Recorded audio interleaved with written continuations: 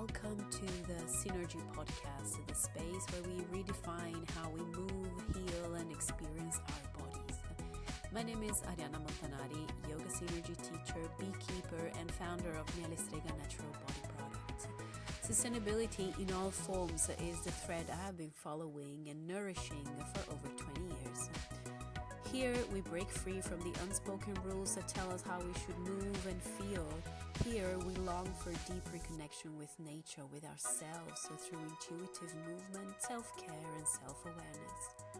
We explore what it truly means to work with the body instead of pushing against it, to understand it rather than criticize it. So whether you're a yogi, a seeker, or simply curious about stepping into a more liberated way of living, you're in the right place. Let's dive in. Welcome to the Synergy Podcast. This is Ariana Montanari, your host. Today, I have the pleasure to connect with a guest I've been thinking about for months and chasing for years. So, I wanted to give you a welcome, Gollie Okhowat. Thank Hi. you. Thank you. Thank you for being with us today. Gollie, you and I met in a coaching container a few years back, and today you are here as an expert in lymphatic system, movement, and food. Gollie is a restless and creative, a soul driven by curiosity and a deep love for food, plants, and the human body. It's very interesting. It's like a Gemini. I recognize this so much. You have a background in fashion and interior design, but your true calling is the kitchen and the world of health. Gollie is a plant-based chef and holds certifications in nutrition, in health, and lymphatic treatment. You have worked as a lymphatic system masseur. You are also a trained yoga teacher.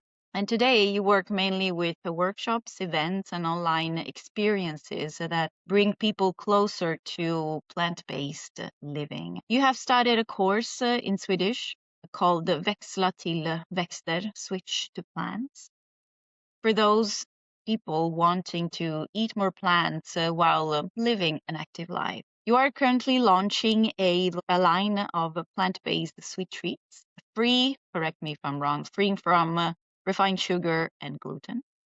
And you are Yes. also co-creating a workshop series with your sister focused on women navigating hormonal changes through lymph, movement, and rest. Wow. Gollie, welcome to the Synergy Podcast. Thank you. Thank you, Ariana. Thank you for thinking of me because, as you said, we met a few years ago and we had a big pause in our connection. It's very exciting to see your work in your podcast. And for me, lately, what you do is more current than ever because I'm hit 48 and entered the menopause, and I realized how much movement for me is important. And although I've been aware of it for many years, I had a big lack of it. So you put the light on it again for me by contacting me. Yeah. Thank you. Became very current for you. Thank you. Listen, usually the first question that I ask all guests is about the journey. How did you end up doing what you're doing today? Because I think that this is really what makes each one of us special in what we're doing, right? How did we build up each brick, all the small steps that led us exactly to where we are today? So if you would like to share, how did you put together food and plant-based and being a chef and being a masseuse and a yoga teacher? Can you make a recipe for us? Yeah, the food part started actually. I've been vegetarian all my life, and when I got my first son, I realized that I had a lot of people criticizing me of being a vegetarian and a little bit more vegan. So I started to study basically most of that, because I've always been into like design, interior. I like form, colors, but then something waked me up in food. So more I read and more I tried out on him, more interested I got into it. So it started with the food. It started because of a need to protect or have my son well fed. And then, yeah, it continued. I felt in love with it, and it became the most important part of me. And then with life going on, I had my second child. He had diagnosed with chronic illness when he was small. So I got even more into food and even more into how the body works and yeah, how, because he was medicated and I wanted to know how to get rid of the medicines and how I can support him. So it became like, yeah, almost the biggest part of my work and private. And then I love to be in the kitchen because it's so relaxing. And with that, by aging, I got more tired. I was stiff in my body. I got some burnouts like everyone else in their 40s. So I started to study more about women's health and the lymphatic system, and got stuck there and realized how important that part is and that we really don't think about it. And I had a very stiff back and nothing helped me. So I wanted to understand how the body works. And I went to yoga, but I didn't understand really how the movements, what I should do. And then I thought, well, maybe I should study yoga just to understand the basics, not to be a teacher, but just to understand the philosophy and also more how the muscles and the body work. And it was kind of complement to the lymphatic studies and the work I did as a therapist. So it gave me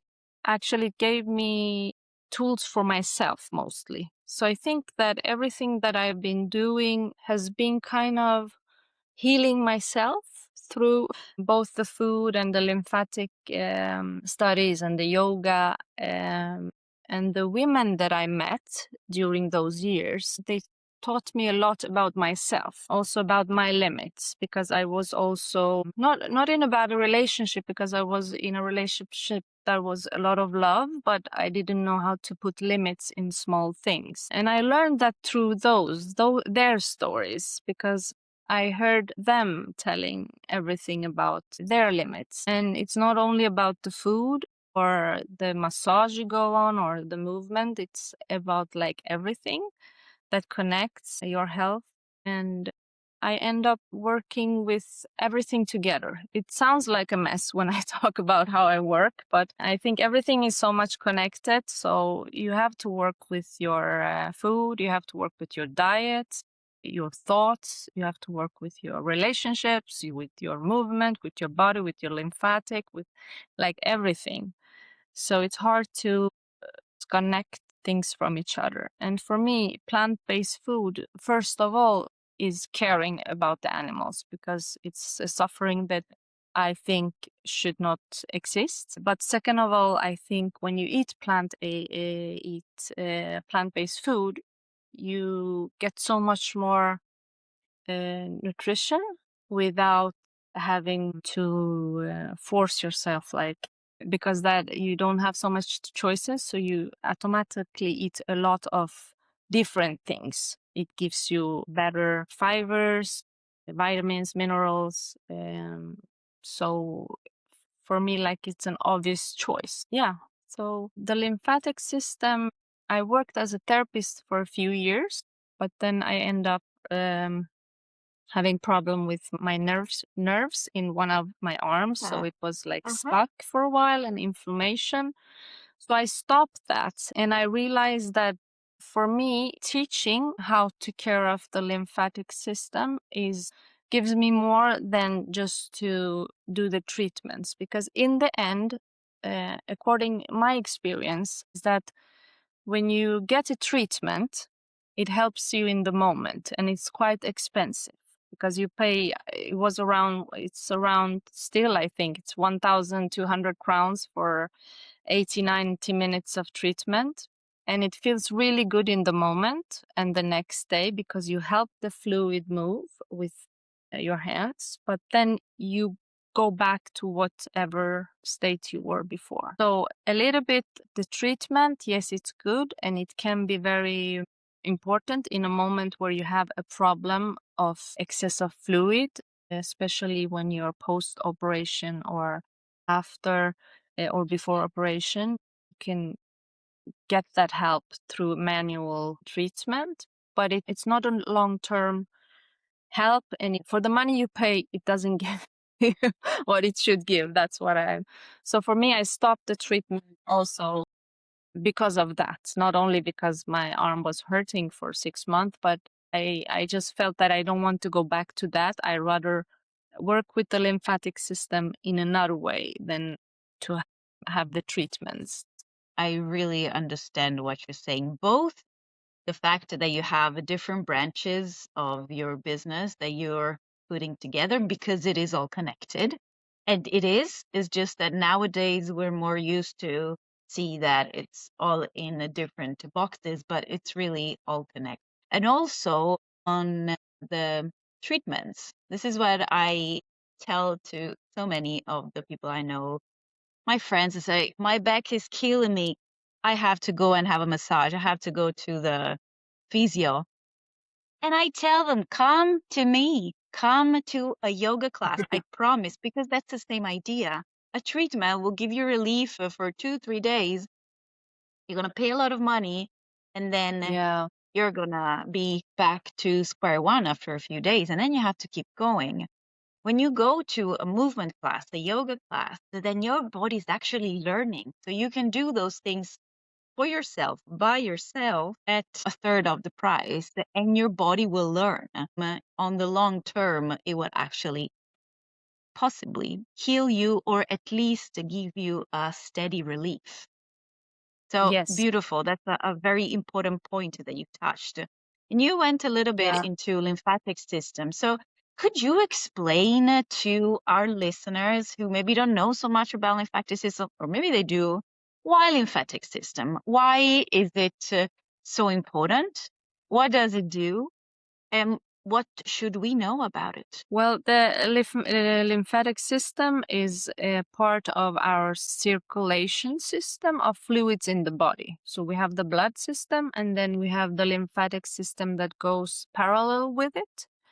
Because every time, well, simply explain, when the blood releases nutrients, or when it hits our cells or vessels, some of the fluid of the blood sippers out from the vessels. And out there, we have vessels that are the lymphatic vessels that collect the excess fluid that is like outside our cells in the tissues.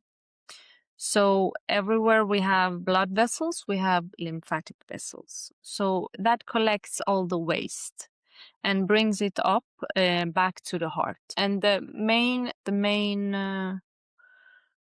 work of the lymphatic system is to collect the extra fluid and also fight the infections and keep it clean and bring the waste back to the system. We have the lymph nodes that are in different parts of our bodies. In there, it's like a small filtering system. So everything that is collected goes through the nodes. And if there is a bacteria or something that the body has to get rid of, it gets cleaned there. The immune system will get, triggered and will handle that in these nodes. And the nodes are in different places. If you think that we are created in such a magical way that they're all along the body. You have them behind your knees first. You have them in the groins. You have them in the abdomen. You have them in the neck, and you have them in the armpits, and here in the the elbow inside. Over the elbow. Yeah, over the elbow. I don't know what it's called in English. Yeah, but in here. All right. So if you imagine that we collect fluid from everywhere, from our fingertips the fluid's collected and it goes and it has to go to our heart. So we have like this control station points here, station points. So if you would have a cut here and you would get bacteria or anything in here, so here you have your first station of control. So here, if the body would get triggered and see, okay, something is coming in, I don't realize what it is, so I put the system in action to fight it. And if it wouldn't happen here, it would probably happen here. So it's like a very intelligent system. And when you get sick, often you can feel your lymphatic nodes getting a little bit bigger. You can feel it also in the legs, because when something is going on and they're fighting, they get swollen. Yeah.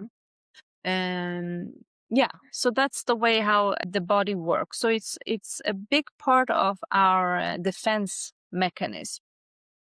And like the blood system has the heart that pumps.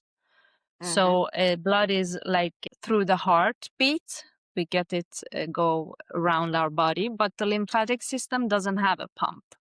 It works by itself, and it works through our breathing. So when we breathe in a correct way, we pump it, and it works through our movement and our muscles. So movement is like basically everything for it. There is a lot of talking about the lymphatic system that doesn't work or it's clogged.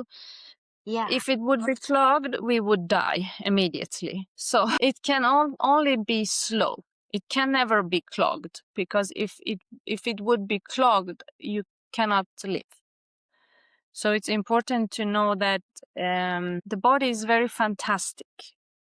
We just slow down, it works. So it's important to understand that it can never stop. You cannot clog it. It just gets slow. And the lymph moves upwards always. It collects from everywhere and it brings it back to the heart. And we have two entrances here. The left part collects everything from the leg and the left part and the left side of the brain into the heart. And the right part collects from abdomen and the right arm and in. So everything is coming back like into the heart. And that's why movement is important, and that's why the breathing is really important, because here in the center we have a lot of nodes, and here is the part that we're also most of us, I think I could say almost all of us keep the tension. So with breathing up here, sitting all the day long, and we don't let the fluid move well in this part. So it's a very important thing to think of, the breathing and the movement for the lymphatic system. And you say that those are two factors that can potentially slow down the lymphatic system. I think those are the main factors. If you don't have anything genetically, or if you don't have a disease that affects the lymphatic system. Yeah, it's the movement and the breathing and how we hold ourselves during the day, like the stress, everything that we take with us. So what happens with the fluids when they get to the heart, when they are brought back to the heart? Well, it's the excess fluid. It goes back to the heart and it goes back into the blood system. And there, the waste goes through wherever it has to go. Like some waste go through the liver to be cleaned up. Some waste go to the peed out. So it depends on what you have in your body. It goes to the different part. Mainly, the waste that is coming out goes where it should come out, like through urine or and then what the blood can reuse. There are some fat molecules, some proteins that are a little bit bigger for the small blood vessels. Those can go through the lymphatic system and go into the bloodstream, so there they can be used. Like we have fat molecules that are picked up in the intestine by the lymphatic system. Those go to the blood system through the heart. So it's like a very complex but very simple yet system of tubes. So when we talk about that it's clogged, often we talk about this part, because this is where all the fluid comes. And if you're stressed, if your breathing is up here, if you are like your posture, if you're I know we talked about fascia. If everything is dry and not having the hydration or the nutrition that they need, things will not flow. It's like you have a tube and you hold it really hard and the water comes like dropping instead of like letting the tubes be open. Yeah. The clogging is usually up here, even if you have like swollen legs or swollen abdomen. Usually it's because you are up here is something is not letting the fluid come go back to the blood system. Interesting. Can you go deeper into what are kind of not the symptoms, but how can we kind of self-diagnose or guess that maybe my lymphatic system is a little slow and needs some help? What are the signs? Well, you feel heavy in your body. You can also be very thin, but still have like a sluggish or a slow lymphatic system. It's when you feel heavy and you feel tired, and often you can feel also pain if you get touched, or if you go into a wall or in a table, you can usually feel it in your arms or the side of your legs.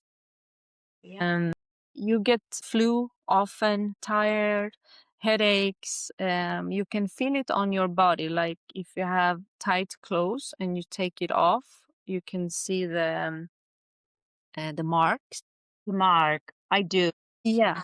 Yeah, it's normal. Yeah, but I wanted to say that too. It's normal to have some marks because we are made of fluid. We are not, I mean, everything is fluid in our body. It's also the skin, the blood vessels. So it's normal to have some marks. But if you have like marks that are showing off really visual, then maybe it's a good sign to like, move a little bit and breathe a little bit deeper.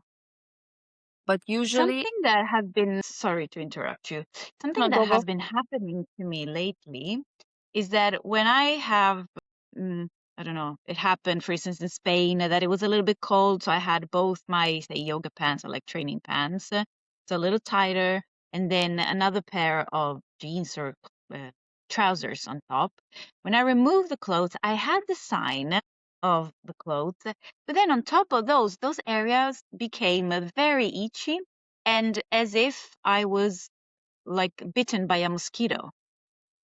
Oh, is that, and I wondered, is this about my lymphatic system? Well, the lymphatic system affects also, you can get like dry skin, but I don't know if it's could be, but it shouldn't. I mean, you move a lot.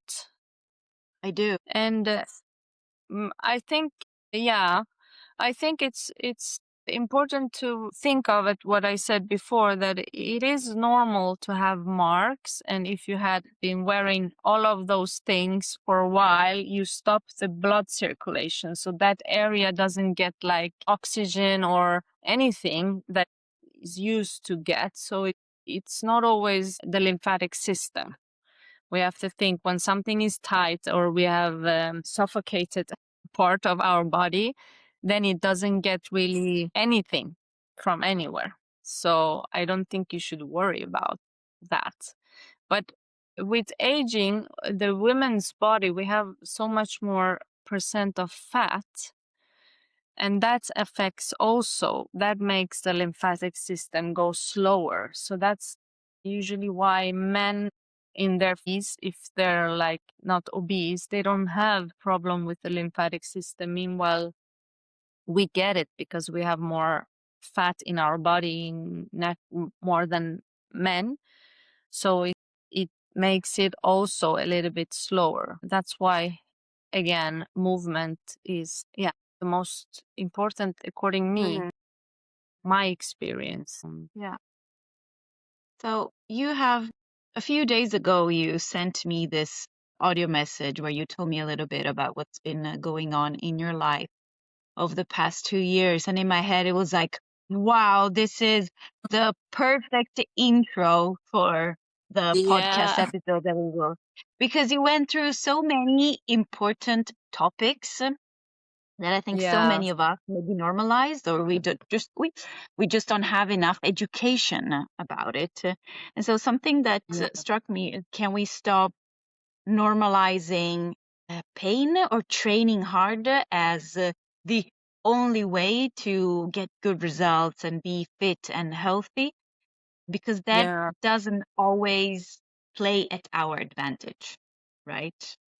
So No, sometimes, for instance, the maybe slow lymphatic system, or with age, comes also a feeling of heaviness, like you described, in the body, mm, maybe some pain in the joints, maybe some discomfort, simply. So you also named yeah, about your PT journey. yeah, But would you like to kind of touch upon this, of like normalizing discomfort in the body? What can we do about it? And then your journey into the PT that you had for a year. What were your expectations? What did you learn? yeah. The thing is that when I worked with the treatments, I was around 39, 40, and I had elder women around their 50s coming to me. And I understood the problem, because they all came to me and said, look, from one another day to another, I don't recognize my body. I'm dead tired. I can't exercise anymore. My joints are hurting. Everything was like a mess. And I was like, okay, well, you change your diet, try to do this, try to do that, the massage, everything. And I didn't really get it, because in my head I was like, well, if you're well prepared and you always move and you breathe well and da da da, it shouldn't be like as bad as it is. And then we tried different exercise, different breathing. It helped a little bit. And then after a few years, when I didn't work with it, and I've been working almost with food and like plant-based and being a chef, and now when I'm in my 48, it hit me because I'm in my premenopause, and it hit me last year. I was so tired, and I didn't recognize my body, and I woke up with like pain almost everywhere from nowhere. And I was like, shit, that was what they were talking about. And then in my mind, I was like, okay, Gollie, you know everything about the breathing. I do some yoga. I don't do yoga every day. And I was like a little bit working too much, and I was not exercising so much, but still I move a lot in my work. And I'm aware of like my patterns and how to hold myself. And I was like, okay, then your problem is that you don't have enough muscles, because it was such a flow of this, it is still like you're in these 50s, you have to build a lot of muscles, you have to eat some protein. I was like, oh shit, this is what I'm lacking. I don't have muscles, so I have to build. So it's a year and a half ago, I start to go to the gym, and I hate the gym. So I forced myself. When I went in there, I didn't understand anything. I was just going crazy. I said, okay, I need someone who can teach me what to do. I don't know even what to do. How do I lift? So I got this guy, and I went with him every week for a year, expensive as hell. And he pushed me, and he pushed my limits in every way. It was like, okay, it's hurting. So what? You have to push anyway. So I was lifting, and I was doing whatever like he asked me to, almost. And it ended up that I was more exhausted. And I had a talk with him. He's a good guy, and he's really good in what he does, but it's not it's not for my body. Maybe not when you're around 45, 50, because you can't push hard when you're in pain and when you're exhausted in a way, because according to him, if you're exhausted, it's because you're not strong enough. And that's not the problem. I think when you hit your, as a woman in a body that is not male, I think it works different. You can't build when the system is not in balance. And Yeah. I think you come in balance. It's a natural thing. And we talk about it in a way that we have to get rid of it a little bit. We cannot, you cannot have pain, you cannot be tired, you cannot, there are so many knots, and you have to eat more, you have to exercise more, you have to more of everything, instead of just letting it be, because it's a moment of, it's a passing moment. And you just have to move and not have the panic of moving because you have to have a result of building something. So it made me, I had a burnout, and I talked very openly with him. I was like, Paul, should we adapt the exercise to an old lady's body? Because I feel like I'm 150. He was like, no, Gollie, you have to push because you have to build. And I was like, I don't think this is good for me, because I just feel I could exercise with him, but in 2 days after that, I was like if I had the flu. So I was in bed one day all day, and the second day I was feeling a little bit better. So that was for a year, and I didn't give up. I was like, no, I have to do it. And then I was like, okay, I have to stop this. And I went back to softer movement and lifting less, lifting a little bit, but lifting less, but by myself. So I took away the gym, because I don't feel good in the gym.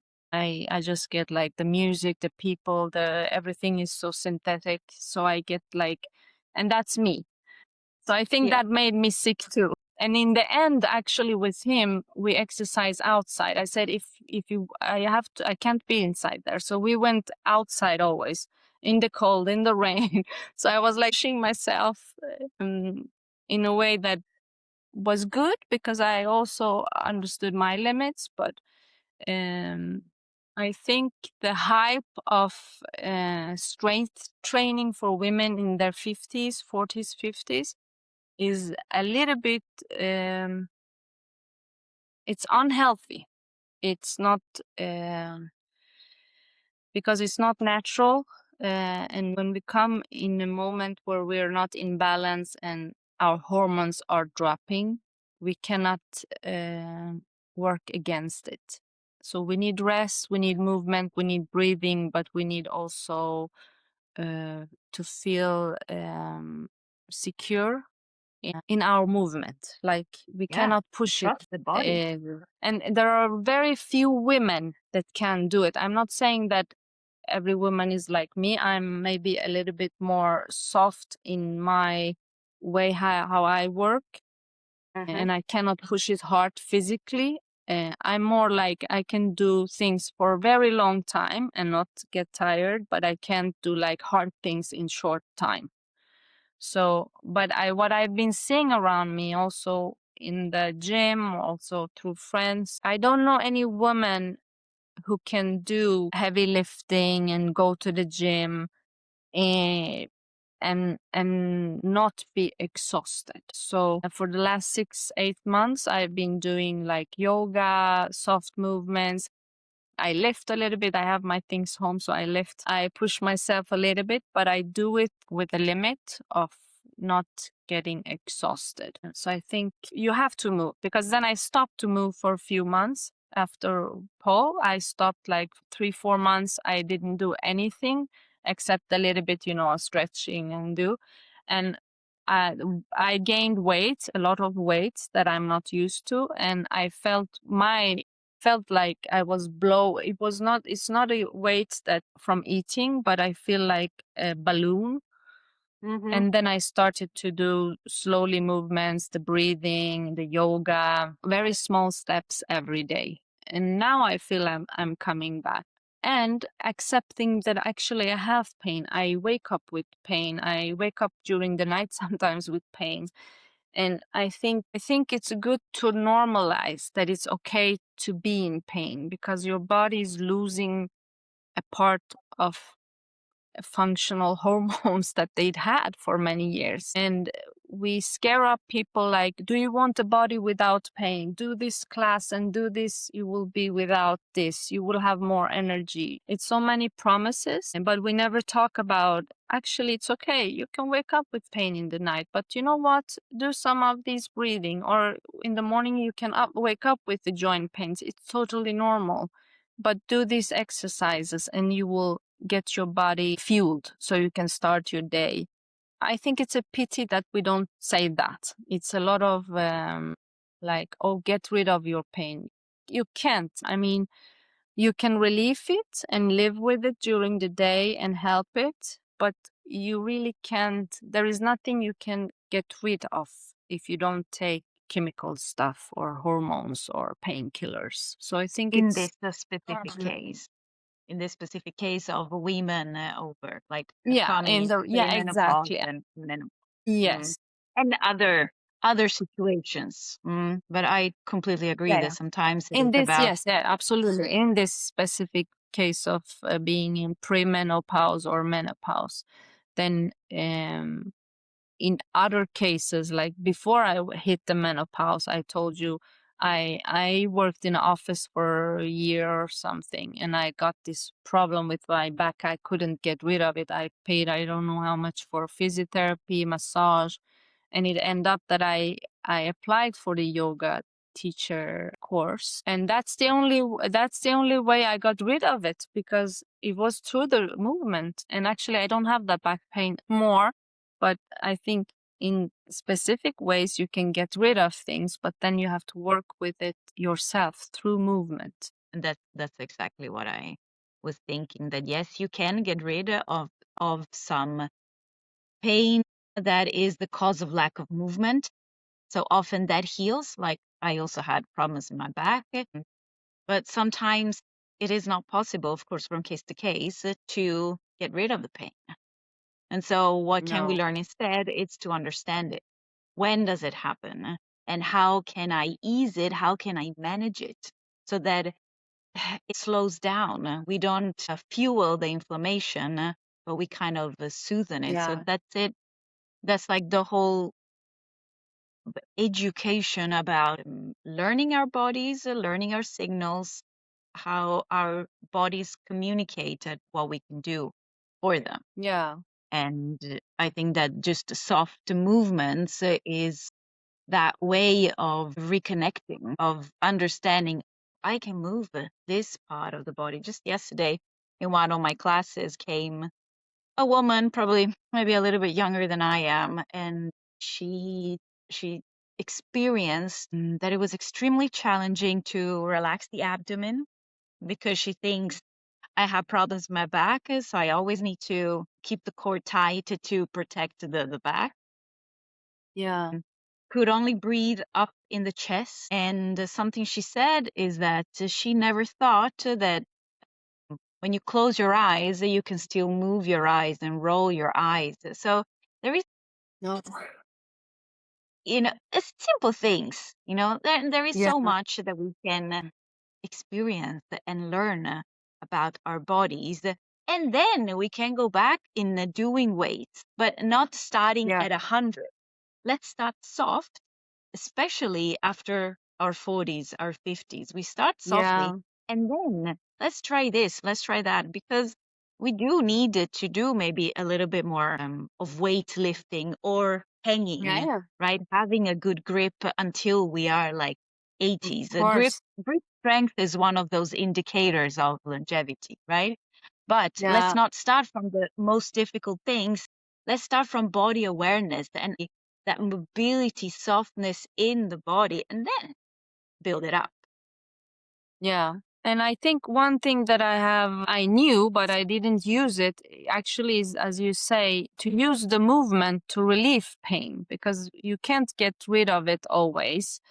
But when you're in pain, um, and you move, it can be, I'm not saying whatever movement, but movements that get your flow and you stretch a little bit, soft, it does release the pain. Maybe it doesn't make it go away totally, but it um, it makes you be able to have your day and work and be have your energy and do whatever you have to do just through some movements. It can be like whatever, but it has to be a movement. You cannot just function without doing anything. But we also know that when you're in pain, you don't feel like moving, and I know. you trust in the body.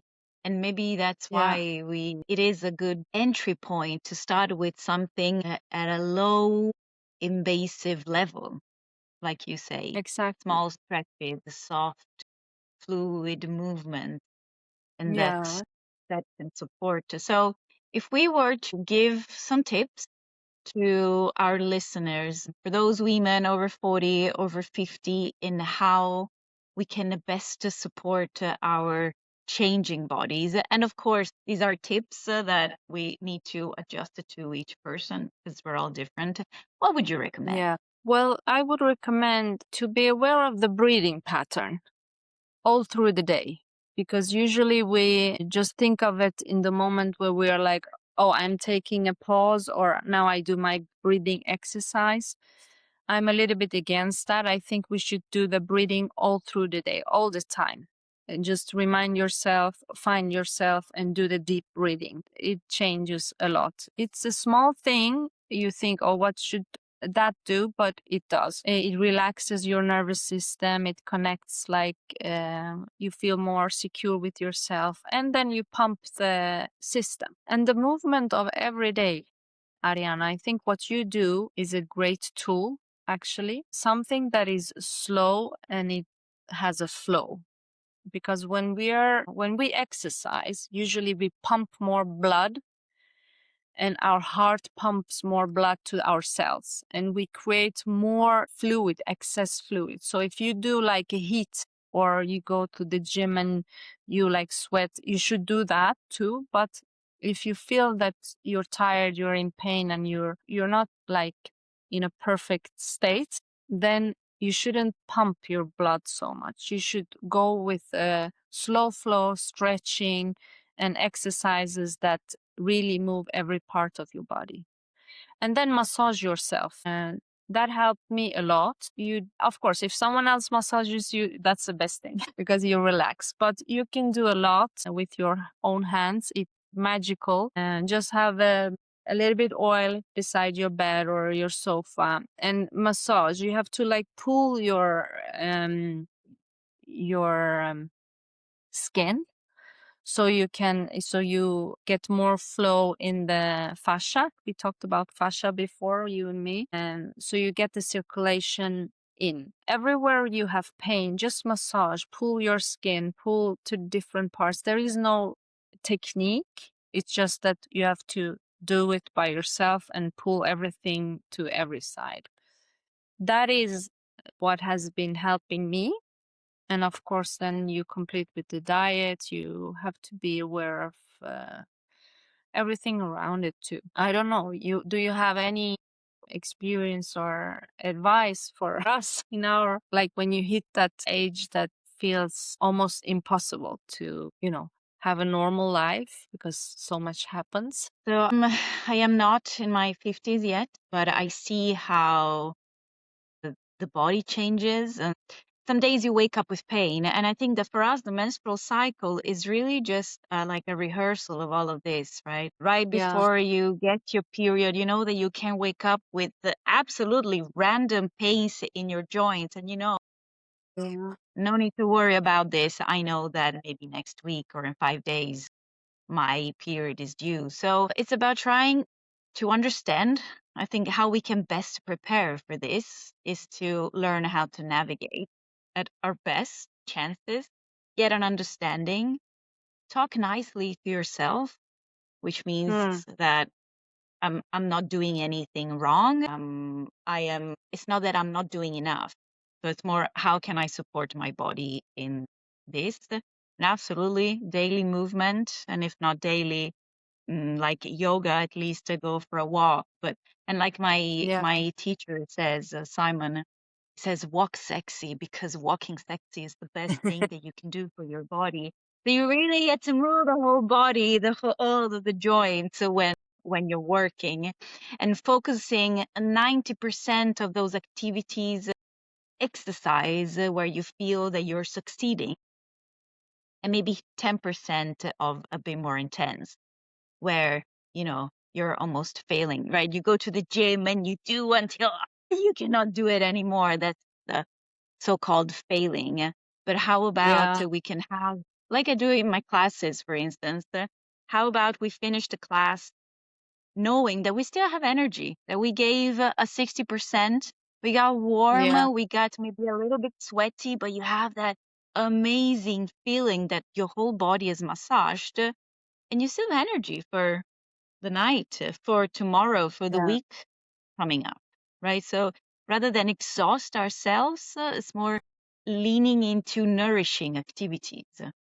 But to our brains that are so programmed into going all in and do 200% all the time, switching to activities that are not 200% feels like failure, feels like I have not done enough, right? It feels like a little bit of guilt. Yes. And I think that that's also a big part of the job that we have to do, like remove the guilt. And like you did, it took a year, you tested it, you went to with this PT, your body said, not for us, girl. And so you said, okay, I stop. Because our bodies knows best.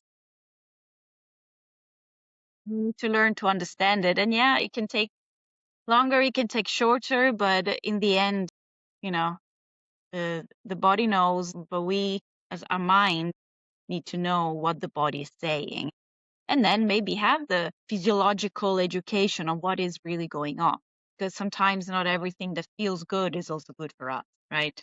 So you tried to go through the discomfort of training, right, trying to see, okay, this maybe can actually help him, and you gave it long enough to understand that, okay, no, this suffering is not bringing anywhere. It's just bringing even more suffering and exhaustion. So let's block it. And now you're trying to find another approach back to it. And knowing that it takes time. Yeah, I think that's the thing we forget, that it takes time. And you said one thing that is very good, that is that we have to do everything 100%. Otherwise, we feel bad. So I think it's important to think that it's better to do a little and do it often than to exhaust ourselves and do something like perfect. So a little bit of movement every day, soft, is much better than to do like the best movement and like hit it with 100% 2 times a week. Exactly. And maybe sometimes you really want to go for that 200%. And that's fine. Yeah, and of course, we're all different. But on the long term, then that's what will potentially give us more energy for more years, and not maybe overuse our joints, overuse our knees, our back, our neck, our shoulders, so that we can simply hold longer. There's less stress for our bodies. They're more nourishing and lubricating our joints. Yeah. I think that we could go on talking about this for hours. Listen, I have one last question for you. You mentioned that you are creating a series of workshops with your sister, just exactly about this topic. So, how to navigate hormonal changes with the help of movement, lymph knowledge, and rest. Do you want to talk a little bit into that? Yeah, it's just started because my sister is, she hit her 50s. She's a little bit older than me. So she's been exhausted a little bit earlier than me in the menopause, premenopause. And she's a yoga teacher, and she works basically most with restorative and yin. So her classes are very relaxed and very easy. And what she noticed was also that the people who come to her are usually a little bit they noticed like a kind of burnout physically, not always like a burnout, real burnout, but it's got something with the age of too. She has the same age of women in her classes. They have the same problems. So we were talking a lot, and she got a lot of questions about the lymphatic system, the food, and what should we do. So we said, okay, let's create some workshops where we can put together the exercise, movement, and food and the lymphatic system, and how actually you can rest into feeling better, because we forget that. Usually in our 50s, 45, I would say, started at least for me and her. We continue to have the same rhythm of life as we did when we were 25, 35. But the reality is that we have to stop. We have to start to slow down, even if we don't want to, because our body is starting to slow down. So the resting in movement doesn't mean that you don't move, or the resting in your work doesn't mean you don't work, but you have to find a pace that is more resting. So Absolutely. the workshops are basically a way to let you go down in the rhythm in a way that gives you energy to continue a good rhythm. I think we aim to start everything in August, September. All right. We're doing it very slow. Embodying what you're teaching. Exactly. It will be a mix of a little bit of what I do and what she does, a little bit movement. Will it be online or in person? I would like in person, because I think we have a lack of in-person events in this lifetime. Everything is online. So I like the physical meeting, but of course it would be, you touch more people online, but I think if I would choose, I would rather have physical workshops. I think it's important to. Where can people find you, online and in person? Online, but I'm not very active on Instagram. Like, my page is not active. I don't put so much there if I don't have anything good to say. I usually say if I don't have anything that is of value that I can share, I don't say anything. But on Instagram is the easiest way actually to come in contact with me. And if I do anything, I usually put it there. Otherwise, I'm based in Malmo, so whatever I do physically is here in Malmo or in Lund. So that's where I will am. Link your Instagram account in the description of the episode, so that people can reach out to you, and maybe you can do a hybrid. You can do these workshops both in person, but then with a little camera and microphone, so that I people would at love to do home that can too. also follow. I think that this is really something that has to be going on. And you always have something amazing to say. This was incredibly Thank you, giving. Adriana. I also have learned a lot, and I am sure that many of our listeners will really resonate with this story and with the points and the concept we touched upon, to kind of be more understood and not always pushed against by this, let's call it men's way of doing things. So a little bit, So thank you so much, Gollie, for being with us and sharing Thank you for having your me. knowledge about It's a pleasure. movement and the lymphatic system. And maybe next time we can talk more about food, because I know that that's a big passion of yours. Thank you for having me. It was really nice to chat with you.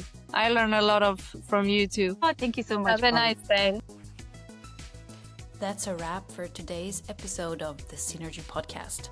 I hope this conversation sparked something within you, a new way of thinking, feeling, or moving. If you love this episode, let me know. Share it, leave a review, or connect with me on Instagram at mielestrega.